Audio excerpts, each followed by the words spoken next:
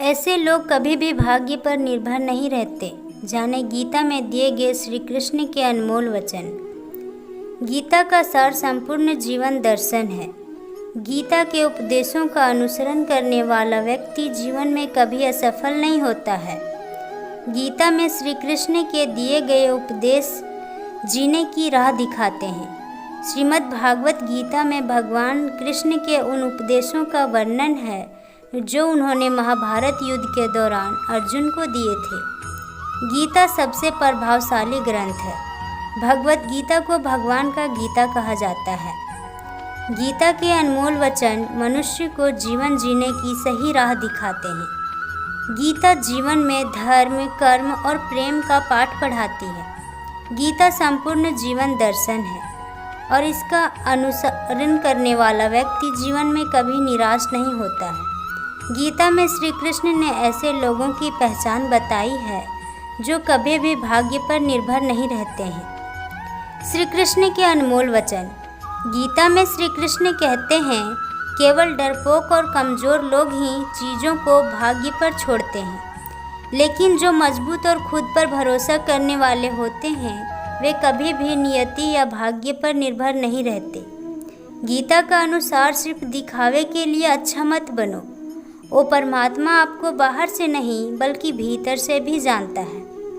श्री कृष्ण का कहना है कि मुश्किलें केवल बेहतरीन लोगों के हिस्से में आती हैं, क्योंकि वही लोग उसे बेहतरीन तरीके से अंजाम देने की ताकत रखते हैं। जो सरलता से मिलता रहे उसका महत्व नहीं रह जाता।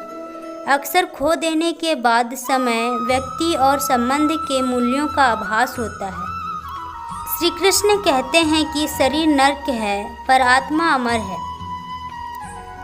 यह तथ्य जानने पर भी व्यक्ति अपने इस नर्क शरीर पर घमंड करता है, जो कि बेकार है। शरीर पर घमंड करने की बजाय मनुष्य को सत्य स्वीकार करना चाहिए। आप खुश हैं या दुखी, यह दोनों आपके विचारों पर निर्भर है।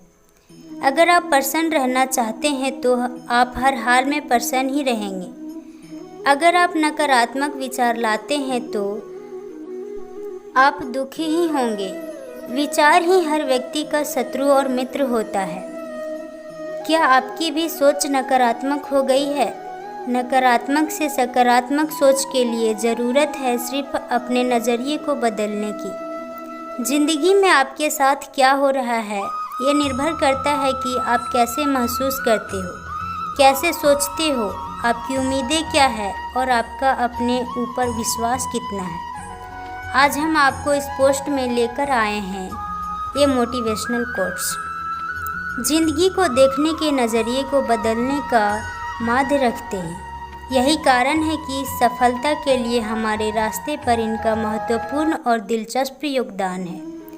अगर आप अपनी सोच को निखारते हो तो आप वास्तव में अपनी ज़िंदगी को निखारते हो। और कभी कभी ये परिवर्तन एकदम पलक झपकते ही हो जाता है। ये ऐसे ही हो सकता है जैसे एक सकारात्मक शब्द किसी को मुस्कुराहट दे देता है। दोस्तों, लोग रातों रात सफल नहीं होते। किसी की सफलता, धन, खुशी और उज्जवल भविष्य के पीछे समय के साथ कड़ी मेहनत और उद्यम है। इस पूरे ब्रह्मांड में आपका केवल एक चीज़ है, पूरा नियंत्रण। यही है वह आपकी सोच, और ये सब के साथ संभव है। सफलता पाने के लिए प्रत्येक दिन आपको अपने लक्ष्य का थोड़ा नज़दीक आना चाहिए, और इसके लिए आपको अपने आप को बेहतर बनाने के हर एक अवसर को उपयोग करना चाहिए। आप अपनी महत्वाकांक्षा, अपनी इच्छा शक्ति और दिए गए इस मोटिवेशनल कोट्स का उपयोग करें। निराशा एक ऐसी बीमारी है जिसकी चपेट में एक बार कोई आ गया तो उसका उभरना बहुत ही मुश्किल हो जाता है। काम चाहे छोटा हो या बड़ा, उससे अच्छे से पूरा करने के लिए मोटिवेशन की बहुत ज़रूरत होती है। बिना मोटिवेशन के अगर हम कोई काम कर भी ले तो उस काम में ना मज़ा आएगा और ना ही वह काम ढंग से होगा। आज हम आपके साथ शेयर कर रहे हैं भगवान श्री कृष्ण के जीवन से सीखें सफल होने के 5 सूत्र। गीता में जीवन के सार का वर्णन बहुत ही विस्तार से किया गया है। गीता को भगवान श्री कृष्ण का एक स्वरूप माना गया है। गीता में मनुष्य के जीवन को सफल बनाने के लिए सूत्रों का वर्णन किया गया है। जीवन में सफलता प्राप्त करने के लिए भगवान श्री कृष्ण के जीवन से जुड़ी तमाम बातों का अध्ययन करके सीखा जा सकता है। आइए जानते हैं भगवान कृष्ण के जीवन से जुड़ी कुछ अहम बातें। पहला मंत्र, शांत स्वभाव रहकर काम करना। वैसे तो भगवान श्री कृष्ण बचपन में बहुत नटखट स्वभाव के थे। विपरीत परिस्थितियां आने पर उनका स्वभाव हमेशा शांत रहता था।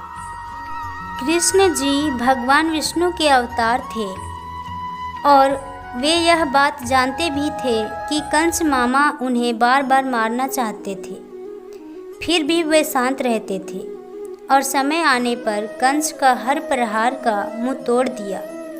इससे सीख मिलती है कि कठिन समय में भी अपने शांत स्वभाव का त्याग नहीं करना चाहिए। दूसरा मंत्र, साधारण जीवन जीना। भगवान श्री कृष्ण हमेशा साधारण जीवन जीने में विश्वास करते थे।